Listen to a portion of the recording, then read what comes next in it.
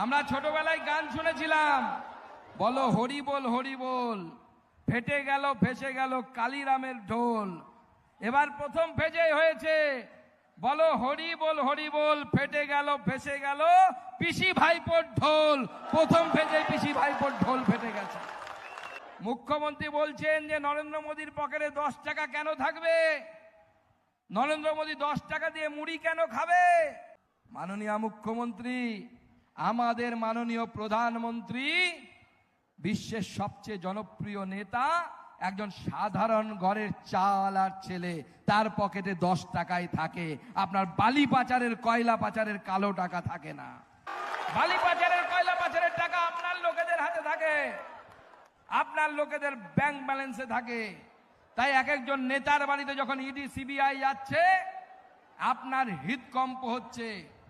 কই আমরা তো ভয় পাই না, গাড়ি নিয়ে ঘুরে বেড়াচ্ছি। মাঝে একদিন কি হলো, মিডিয়া আমাকে ধরলো, তৃণমূল কংগ্রেস নাকি প্রেস কনফারেন্স করে বলেছে যে অভিষেক বন্দ্যোপাধ্যায়ের গাড়ি আর অভিষেক বন্দ্যোপাধ্যায়ের স্ত্রীর গাড়ি, তাকে নাকি চেক করার কথা বলা হয়েছে। আপনারা জানেন তো, মিডিয়ার মধ্যে বেশ কিছু চটি চাটা মিডিয়া আছে, তৃণমূলের পক্ষের মিডিয়া। কি জানেন তো, তারা ফোন করেছে আমাকে, ভেবেছে বিজেপির নেতাকে ফোনে নি তাহলে বেকায়দায় ফেলা যাবে। বলছে এরকম একটা চ্যাট তৃণমূল কংগ্রেস বের করেছে, তাতে বলা হচ্ছে অভিষেক বন্দ্যোপাধ্যায়ের স্ত্রীকে গাড়িকে নাকি সার্চ করার কথা বলা হয়েছে। আপনার বক্তব্য কি?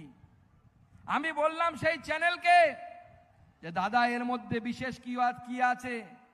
আমার স্ত্রী প্রতিদিন স্কুলে যায়, তিনি স্কুলের শিক্ষিকা। আমার বালুরঘাট শহরের বাইরে একটি মোড় আছে, যাকে বিজেপি মোড় বলা হয়।